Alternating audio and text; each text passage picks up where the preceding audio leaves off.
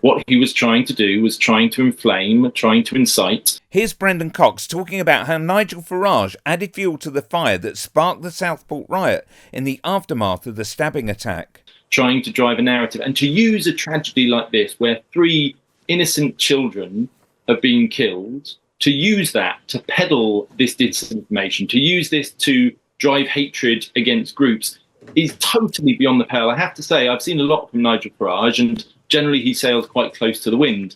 This is far and away in a different category. And here is Farage trying to squirm his way out of any responsibility. Good evening. As I was on air last night, we were debating just how we should respond to the just truly horrific attack and murder of those 3 young girls up in Southport. I raised a couple of questions. I said, why is it these days, whenever something happens, we're told almost immediately it's a non-terror attack? And I was very struck the week before in Kent, the lieutenant colonel in full uniform is stabbed and nearly killed in the street. It's a non-terror attack.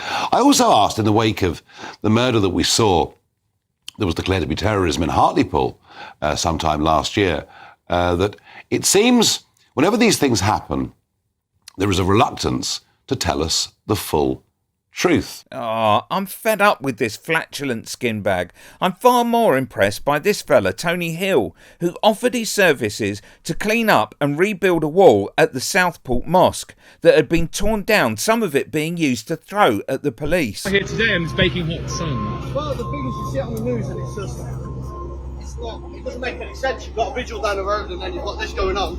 Yeah. These have done nothing wrong, so, we spoke to the company that we work for and they were coming down, so we just joined them. So, I think, just try to get it done before someone makes a mess again. No one deserved it, do they? Yeah. Do you have a message for people who did tear this apart? Get the facts right first before you start doing stuff. No one else knows today. Pretty much the dangerous thing in it if you're not looking at it right. If you just want an agenda, make sure you get it right first, to be honest. But yeah, it's just no need. It's just a community, innit?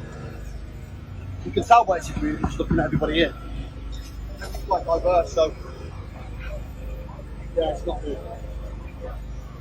Do you reckon you'll get it done today? I don't want to put any pressure on you. I'm hoping to get it done in the next few hours, to be honest, just in case anybody comes again and want it in place. So yeah, hopefully in a few hours should be close to being done. So I asked why what had happened in Southport was a non-terror incident. I also asked whether, amidst a sea of speculation, the 17-year-old involved had been under the watch of our authorities. Well, I was asking some gentle questions that I thought were fair and reasonable. At the same time, the internet was awash with all sorts of theories, all of which proved to be unfounded. But that's what led to the riots last night. That's what led to people being outside that mosque in Southport. Sometimes just tell the public the truth and you might actually stop riots from happening. Instead of this excuse and moving on to blame the authorities, how about you go and clean up or rebuild something, Nigel? Click here for a right-winger masking fear with anger.